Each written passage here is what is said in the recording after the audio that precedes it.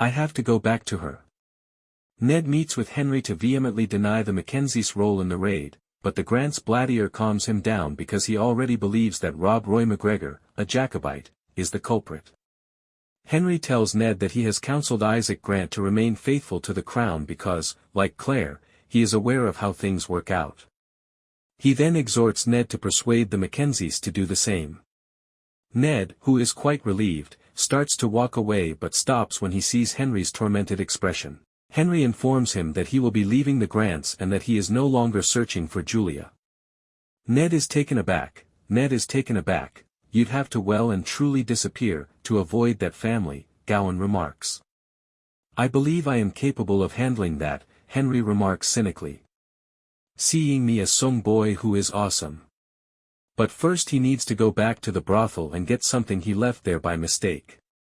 When he shows there, Seema is excited to meet him and poses as Julia, but he quickly stops her. He confesses that he was so distraught at their shared sleep that all he wants now is for her to give him back the necklace that Julia gave him.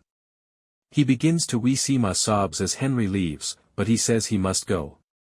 There is still someone who needs me, and I must return to her, he says, obviously thinking of Claire. He mentions that he must get to Craig na Dun, then dismisses her request to go with him, giving her a bag of coins. Henry rides like a crazy man for Craig na Dun, where he meets Archbug and several Grant men, who tell him he must return to the estate. You've a job to do, as she does. Seema swiftly offers to be anybody he wants in an attempt to console him. The big meeting. Ellen is not as cunning as she believes when she gets to the house of Nairn. Lady Nairn almost instantly realizes that she has a secret agenda, and Ellen confesses that she must locate Dougal. The elderly woman is understanding and offers to assist before the important meeting begins. Oh my God, how did I only now realize that Brian and Murtagh are most likely there on the property? Yes, they are, along with Rob Roy, the cow thief, and Dougal. Just before the conference begins, Ellen approaches her brother, who declines to accompany her. Then Murtagh witnesses Ellen and Brian meeting, and the lovers are so engrossed in their look that they. Thus when Dougal instantly commits the MacKenzies' men, money, and support to the Jacobite cause, Ellen nearly misses it. She cries in a whisper that this is a poor idea, but he ignores her and tells her to get Malcolm Grant to join her in supporting the cause.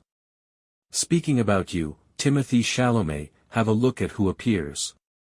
Although Malcolm is taken aback to find his fiancée in front of a group of possible traitors, she puts on a strong, I'm just a girl, play, and he falls for it. After all, this is the Ellen he likes the most. Outlander, blood of my blood, everything's coming up Lovat. I hate to say it, but Simon Fraser, Lord Lovat, has won this week's Outlander, blood of my blood on a number of fronts. He gives his new son his name. In order to legitimize their kid and set the youngster on the course he believes would lead to the kingdom, he marries Julia, kind of. He takes great pleasure in the spreading stories about Ellen's virtue, which he initiated, you remember. In a metaphorical sense, he is immune to even mild erectile dysfunction. This week, the MacKenzies, Frasers, and Grants are debating whether or not to join the revolt at Jacobite. Next, the episode's last moments then provide a character who desperately needs it a glimmer of hope. The highlights of Lucio non Euro.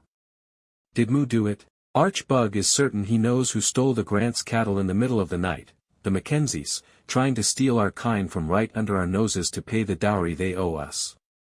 Malcolm assigns Henry the responsibility of determining who took the cows after Henry and Malcolm argue that it would be unwise for the MacKenzies to do so. Malcolm asserts that, no one steals from us and gets away with it.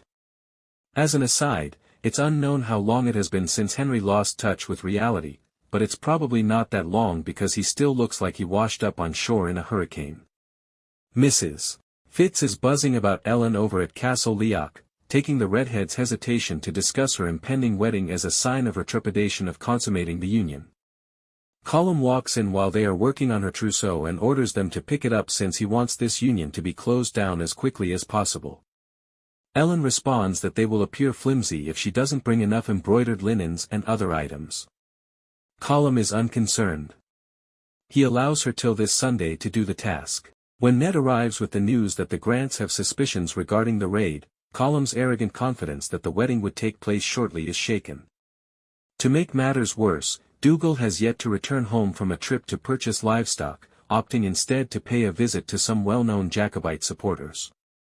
All of us will be charged with treason by him. Afraid that his brother may promise Mackenzie money to the Jacobite cause, Colum sobs. And since the Grants are still loyalists, that will probably put an end to the engagement or alliance between the families. As Colum is disintegrating, under the pretense of a social call, Ellen offers to go to the house of Nairn, where she will intercept Dougal and take him and the money home. I adore Ned's expression when he understands that this is not just their only choice, but also a good one. A name, what is it? Brian and Julia christen her baby William Henry Beecham at a church close to Castle Leathers. That child is such a cute little burrito, my goodness.